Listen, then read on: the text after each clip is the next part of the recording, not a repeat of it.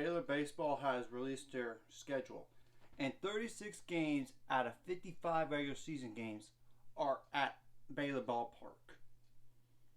And of course, the conference series will be against the following at home: Kansas State, Oklahoma, Texas, West Virginia. Baylor will play a combined 21 games against 8 NCAA tournament teams and face off against 4 conference champions from a year ago.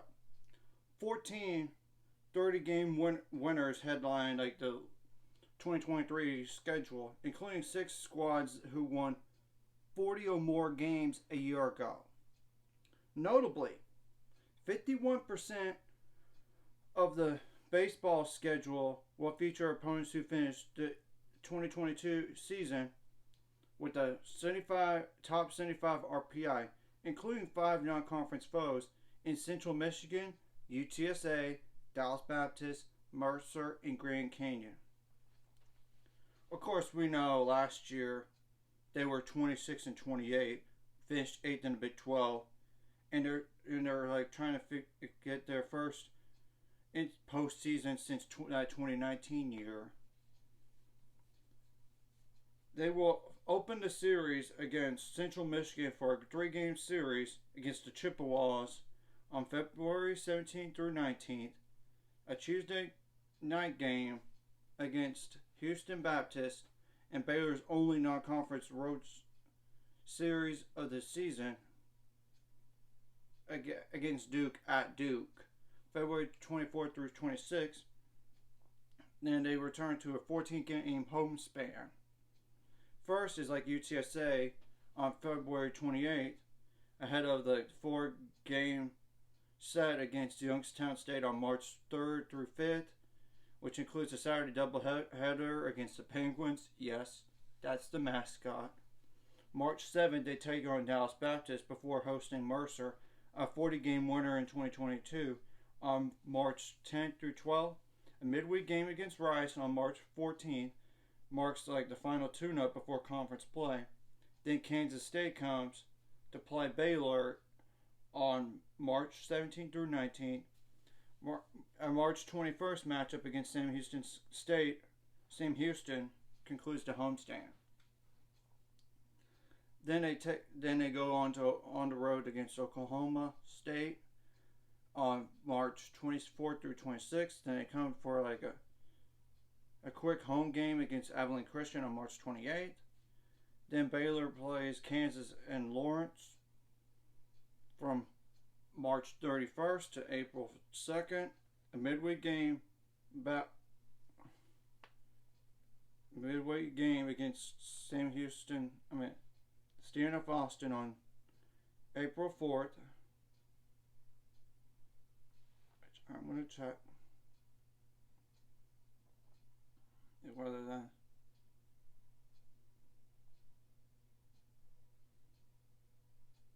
Yeah, that's at home, so yeah. And it takes place before a premier series ahead, like against the runner-up Oklahoma on April 6th through 8th. At Baylor Ballpark. Then there's Dallas Baptist on April 11th. Before returning home to play Texas on April 14th through 16th. Then a 4-game road swing, which is the longest consecutive all year long, goes to Sam Houston State on April 18th. Then head to Texas Tech from April 21st through 23rd. Tarleton then plays Baylor on April 25th in Waco. Then they play West Virginia in Waco 28th through 30th. But then they go to play Abilene Christian again, but it is at their place. Then they got another the next day is against Texas A&M Corpus Christi and Waco. Wow, back-to-back games. Of course, you got to Then there's a hiatus a little bit. A weekend break for final exams, of course. And then reigning WAC champion Grand Canyon comes to Baylor on May 9th. Then the next day is Lamar.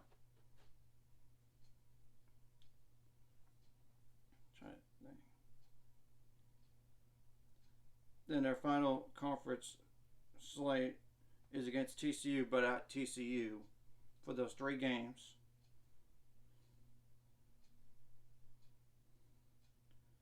Then they play Tarleton at Tarleton.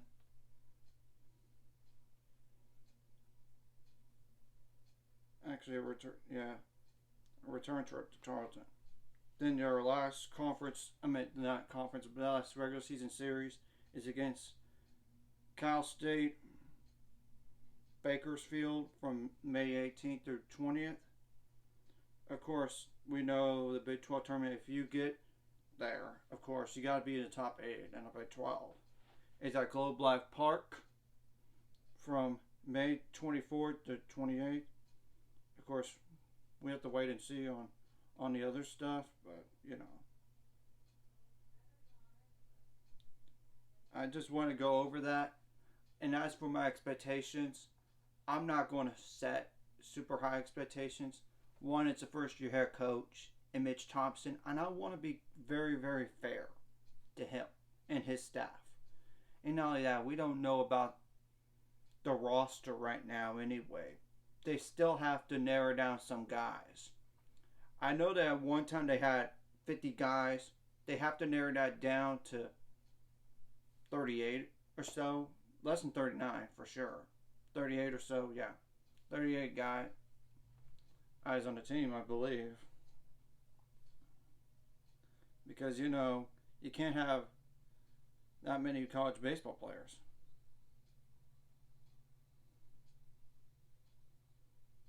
And there's that scholarship limit as well.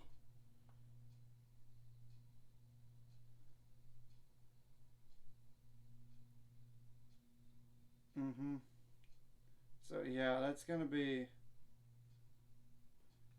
interesting. And as for my only expectation, really, and it's a very low one, just make the Big 12 tournament as an 8 seed.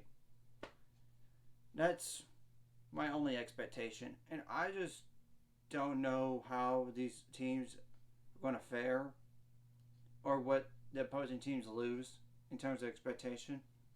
But we'll just wait and see what happens. I know Mitch Thompson's building something down here, and he's going to get this program back to where it was. I mean, top 20, top 25 teams. Make it back to the NCAA tournament. But I don't know if he's going to do that in year 1 in the NCAA tournament.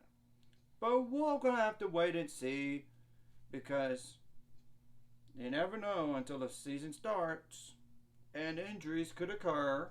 Remember, that could happen too. For all aspects of the game, for all teams, and how we're going to fare. Because I know we lost some players to the transfer portal. I know we did. So, and of course MLB draft. But some of those guys that were going to head elsewhere, 2 of those 3 key notable guys that entered the transfer portal, got drafted by the MLB and decided no, we're not going to that particular school or go elsewhere. Just sign a contract. So really, Trey Richardson is the biggest weapon that's gone, and he's at TCU now. I just want to go over this, like and subscribe if you haven't already. And let's get into 400 subscribers and more by the end of this year. And I'll put the schedule in the description below, because it has all the times. And an article for it too. Eventually, that's going to be up to 400 subscribers and more. Either by the end of this year or sometime in the near future.